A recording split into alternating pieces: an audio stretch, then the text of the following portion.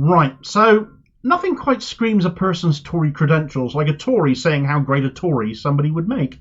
But that is exactly what the haunted pencil himself, Jacob Rees Mogg, has said of Keir Starmer. He's gone on record as saying that Keir Starmer would be welcomed by the Conservative Party with open arms.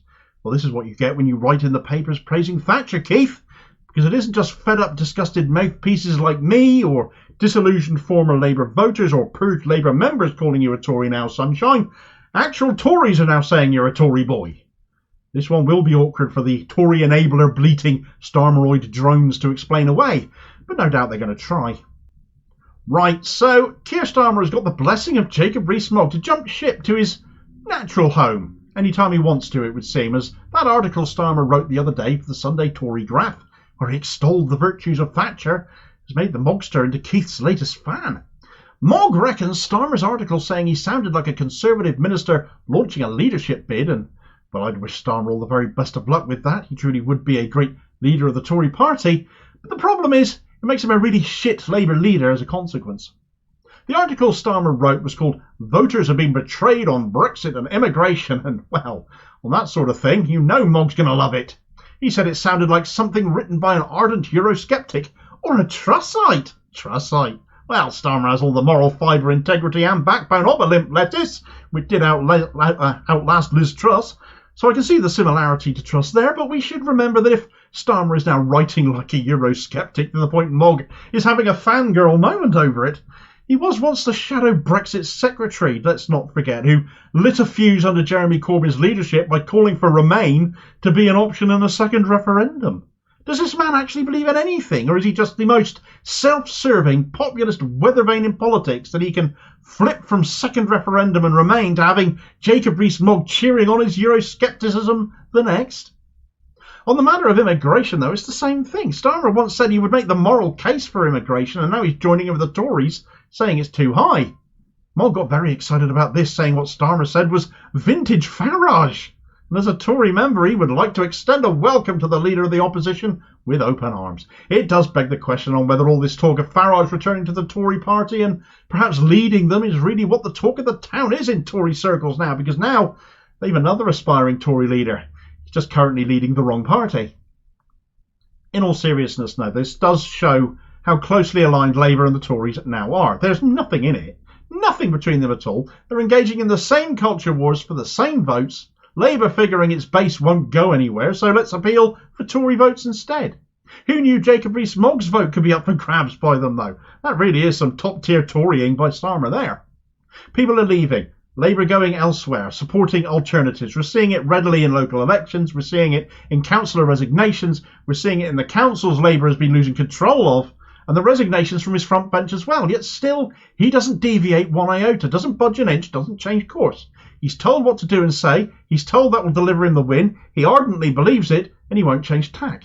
Perhaps he'll be proven right, or his handlers will. The polls are certainly saying so. But if you're wanting the Tories out, voting Labour clearly isn't doing that. If you want change, this won't do that either. Starmer isn't personally popular. His own ratings are dire compared to his party's, and his party's ratings are only up for as long as voting Labour to get the Tories out is a lie enough people still believe in. Of course, plenty of people have weighed in on this to have a say as well, as you might imagine. Leicester Worker said, Jacob Rees Mogg, Keir Starmer will be welcomed by the Tories with open arms. Two cheeks. I think we know what two cheeks of. Thet BDS said, Rees Mogg has said that the Conservatives would welcome Keir Starmer into their party with open arms. Unbelievable. If Keir Hardie had a grave, he'd be spinning in it. UK Labour are a disgrace. And Richard Kellam said, that's just Mogg making political mischief. Problem is, what he said is likely true. Starmer would be an easy fit in the modern Tory party. And therein lies the rub. It's true. Starmer would fit into the Tory party today like a duck to water. It's his natural home, the home of his self-absorbed, self-serving politics. But as per the woman he praised the other day, Margaret Thatcher, who called Tony Blair her greatest achievement for one reason, because he destroyed Labour and turned it into another version of the Tory party, now Starmer is going back that way. And then some, I think. I think he'll actually be worse than Blair.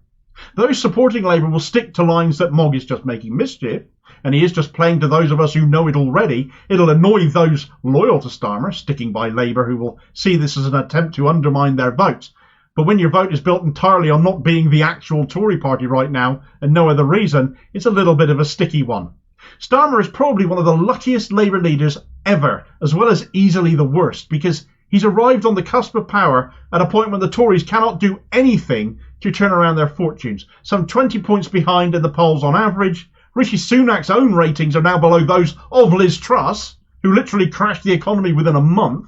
But when he's unelected, even by his own party members, weak as sin, carrying out policy he has no mandate for, and frankly everyone is sick of him screwing up and acting like he has some divine right to rule because he happens to be loaded, that's perhaps not a surprise. Sadly, none of that thinking, that notion, if change is what you accept the country needs, will be delivered by a Starmer leadership, especially by a migrant-bashing, Thatcher-praising, Brexit-backing self-servitive like Keir Starmer and his leadership. Mogg might be winding people up, but he's also right, and that, I think, is what winds up those offended most of all. Thanks for watching. I hope you found this video useful. Please like, share and subscribe if you did. More content out daily. Please do have your say on this story in the comments below and be part of the conversation. Meanwhile, here's a video recommendation where I dug into that Thatcher fanboy article from the weekend if you haven't seen it already, and I'll hopefully see you on the next vid. Cheers, folks.